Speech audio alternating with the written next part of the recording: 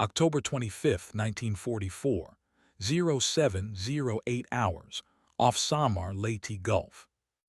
The sky is a washed-out gray, the kind that presses low against the ocean and makes the horizon feel claustrophobic. Rain drifts in thin, wind-driven needles, and beneath it all, the destroyer USS Hull knifes through the chaotic wall of spray and smoke, every rivet trembling from the strain of full-flank speed.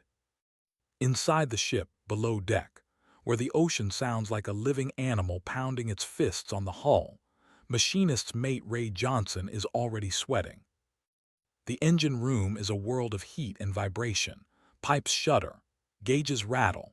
The roar of the boilers is constant, so loud it becomes a kind of pressure behind the eyes.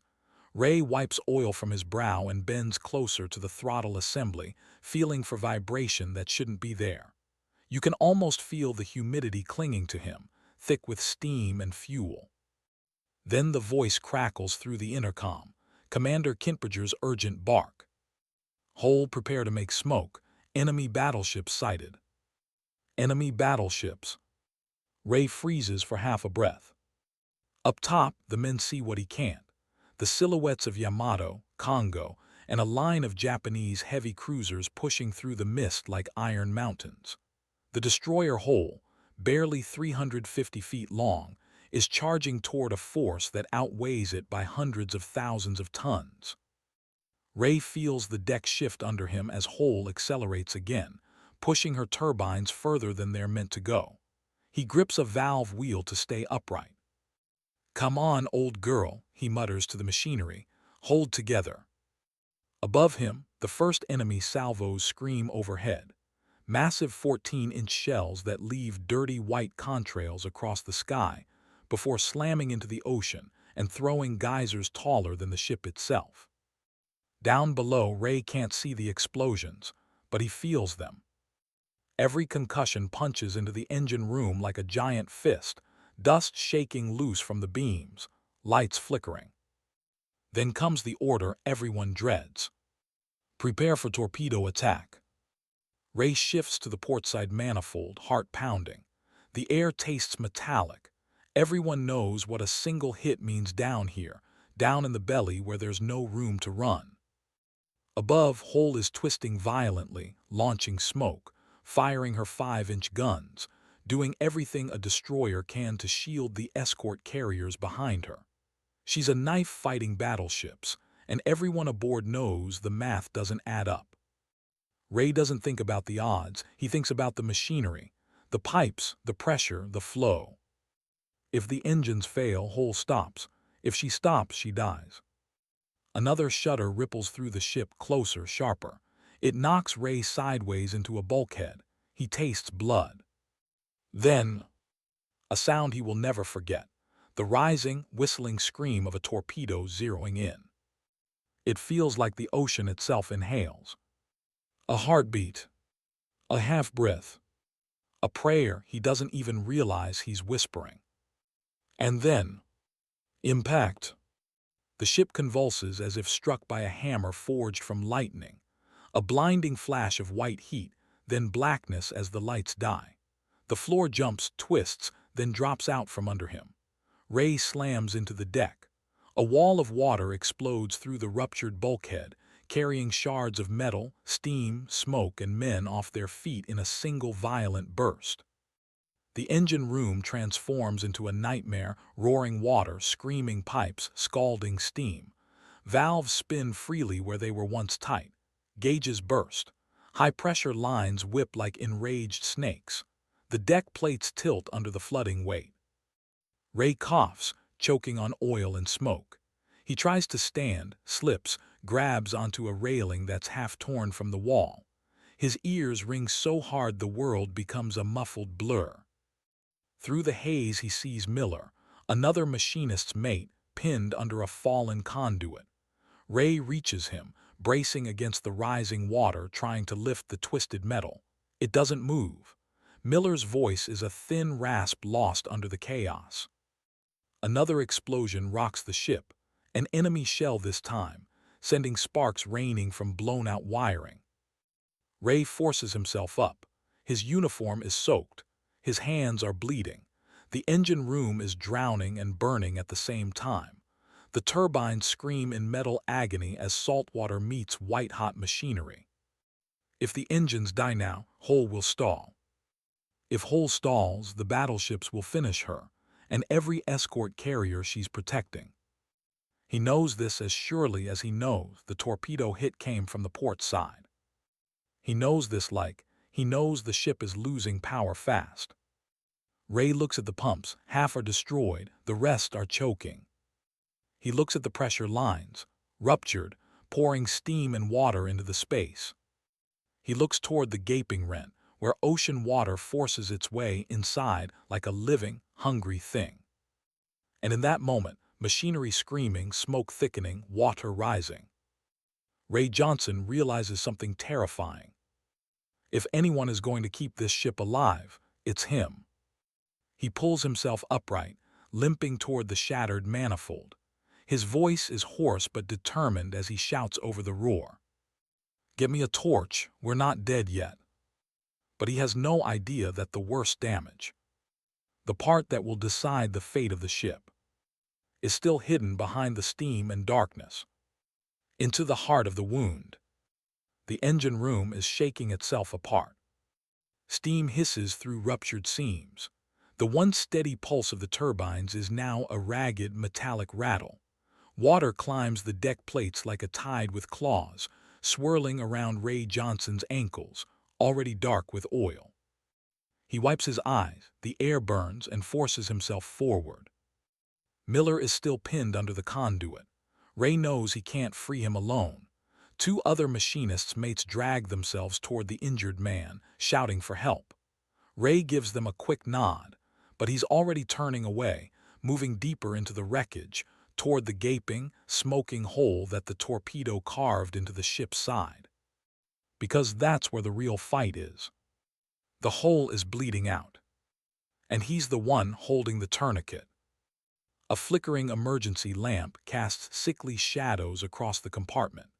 The only other light comes from his welding torch, its sputtering flame reflected in the rising water like broken lightning. He slings himself over a twisted support beam and nearly falls when the deck lurches again. Somewhere topside, the guns are still firing. The whole ship vibrates with each 5-inch salvo, an echo of defiance that keeps Ray moving. But the Japanese guns answer immediately. Heavy, distant booms that feel like thunder rolling down the metal spine of the destroyer. Ray steadies himself at the manifold. The main feed line is sheared clean through. Tall columns of steam hiss upward, scalding hot, turning the air into a suffocating fog. He winces as droplets burn his arms. Behind him, a sailor shouts. "Pressure's dropping, we're losing the port engine." Ray doesn't need the reminder. He can hear it, the turbines coughing, choking, slowing almost imperceptibly. But even a few lost RPMs is death out here. He shouts back, "Get those auxiliary pumps running, I'll patch the feed." Patch it with what? Ray looks down at the broken pipe, warped, jagged, dripping seawater. He takes a breath and makes a decision no manual or training class ever covered. With whatever isn't already on fire. He grabs a shattered length of grating. He grabs pipe sections.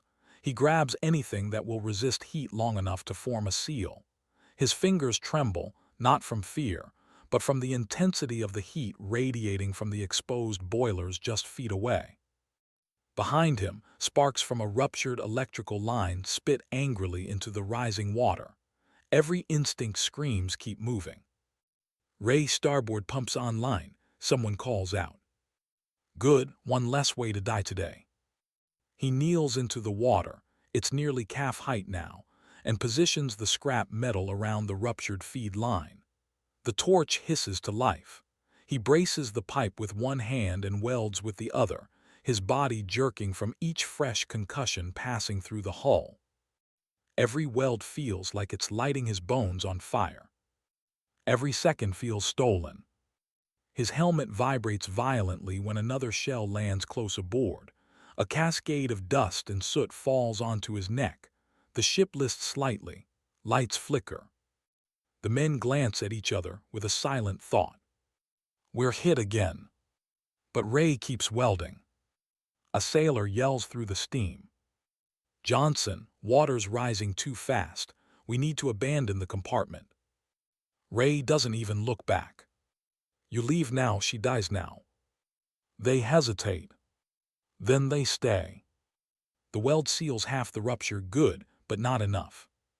He shifts position, nearly slipping as the deck tilts harder.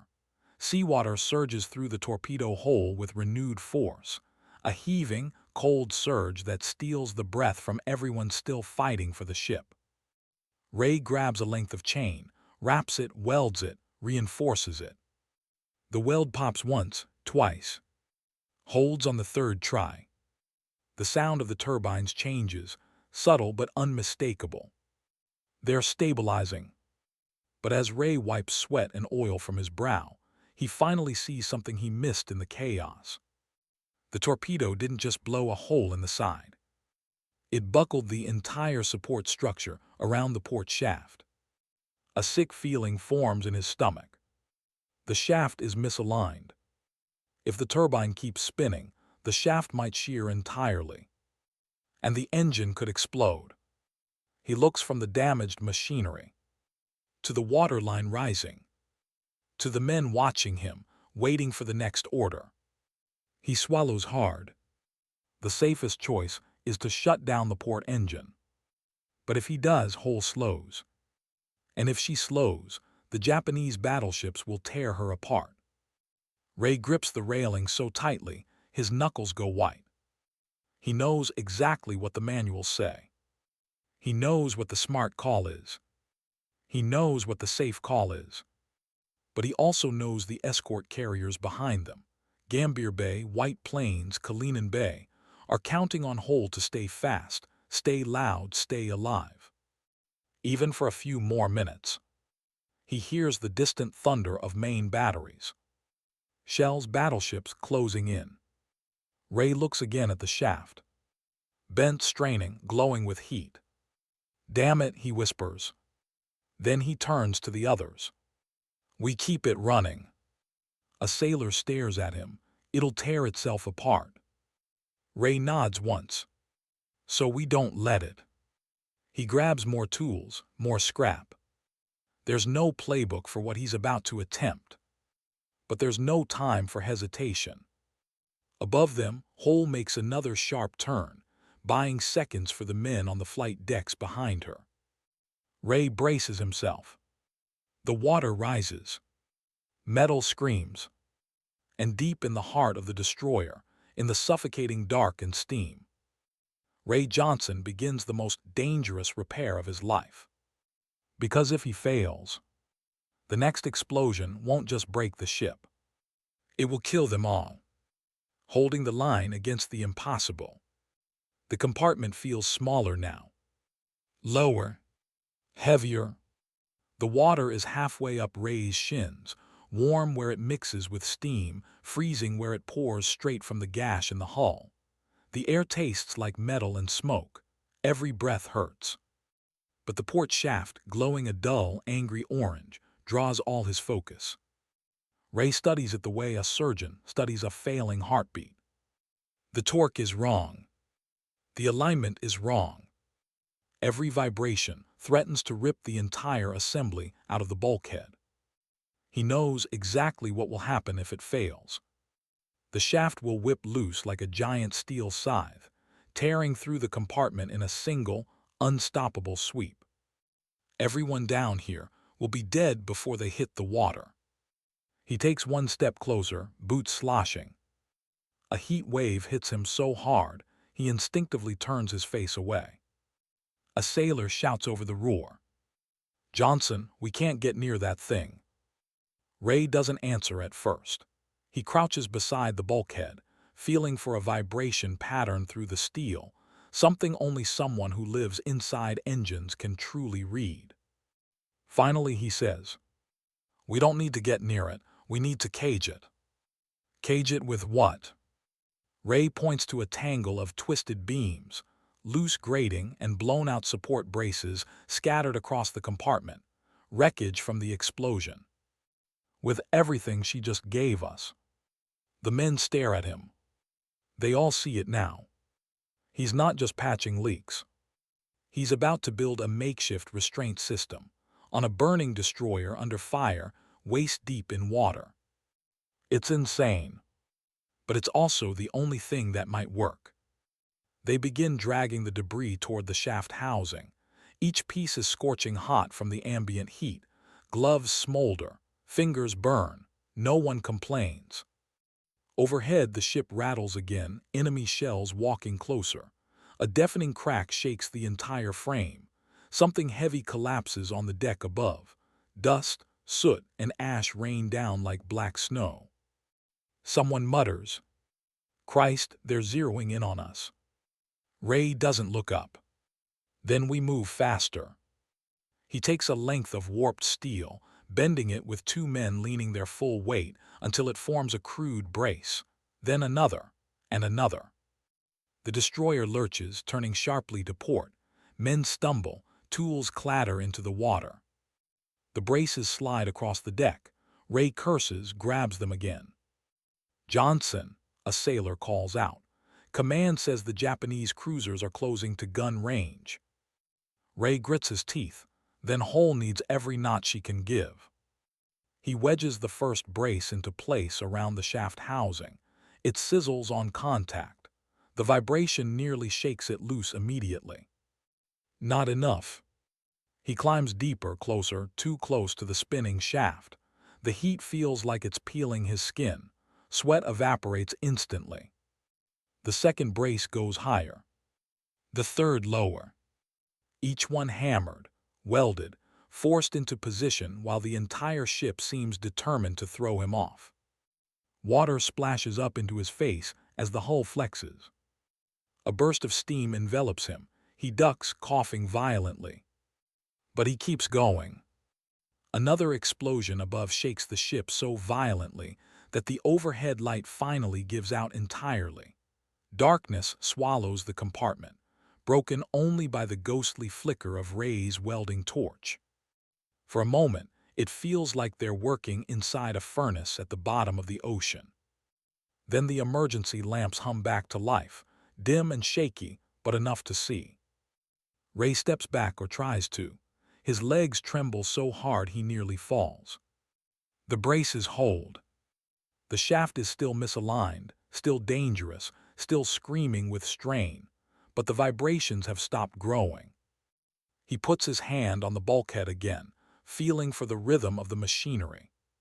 Stable. For now. He exhales shakily. His lungs burn. But the victory lasts only seconds. The intercom above his head crackles alive, a garbled shout through static. "Engine room, bridge, hold what you can. Hull is making another attack run. We're charging the cruisers." The men freeze. Ray looks up slowly. Another run. They've already taken a torpedo. They're outgunned by miles. The ship is flooding, burning. And yet the order is unmistakable. Hull is turning back into the fight. Ray's heart pounds harder than the engine's. The men glance at him, fear, respect, and a silent question in their eyes. Can the engines take it? Ray wipes grease from his face. It only smears deeper. He forces himself to stand tall, even as the deck tilts beneath him. "We'll make it hold," he says. The ship begins to shake harder as the turbines increase RPM again. He grips the railing. Everyone else braces as well. Then the entire compartment trembles with a new force, stronger, deeper, rumbling from the bow. A sound that doesn't belong to their engines. One of the men turns pale.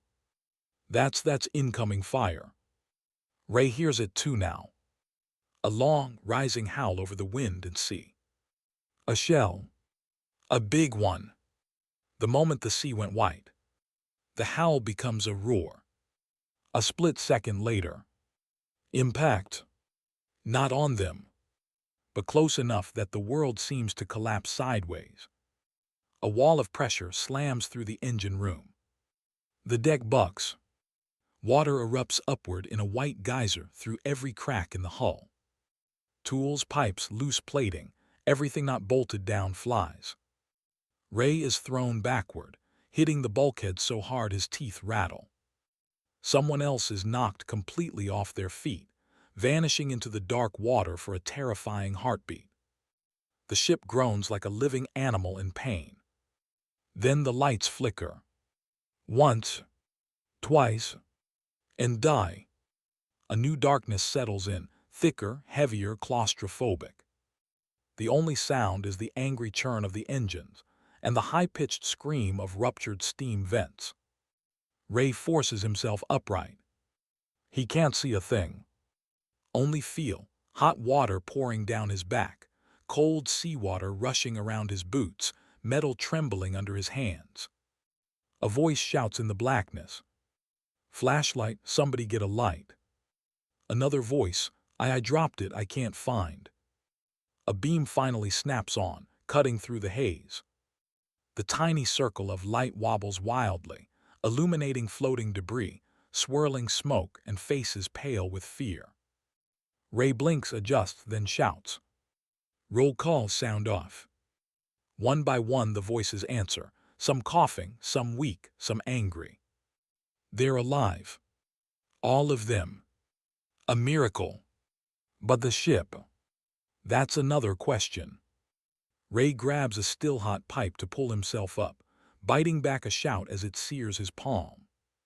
He waves the flashlight bearer closer. Check the braces. The beam swings toward the shaft housing.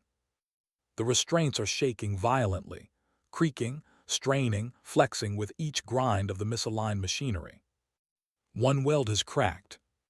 Another brace is bent, nearly to failure. But they're still holding.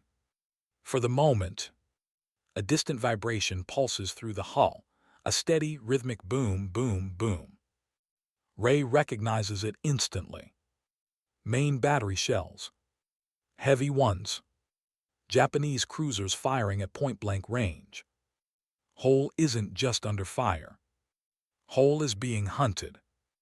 A sailor shouts over the rising noise. Johnson, they're saying topside that we passed inside 5,000 yards. Ray swallows. 5,000 yards is suicide range. No destroyer survives that close to heavy cruisers. Which means Hull isn't surviving. Hull is buying time. For the escort carriers behind them. For the pilots still trying to land. For sailors scrambling on decks miles away, who might never know the name of USS Hull. Ray turns back to the machinery. The turbine whines. The shaft wails. Every component is being pushed harder than it was ever designed to go. The last order from the bridge echoes in his head. We're charging the cruisers. His heart feels like it's going to break. He places his hand on the bulkhead again, the way he always does, feeling the pulse of the ship, the heartbeat of the engines, the language only machinists learn. And he feels something new. A stutter, a hesitation, a deep tremor shaking the ship from within, not caused by impact or water, but by machinery reaching the edge of destruction.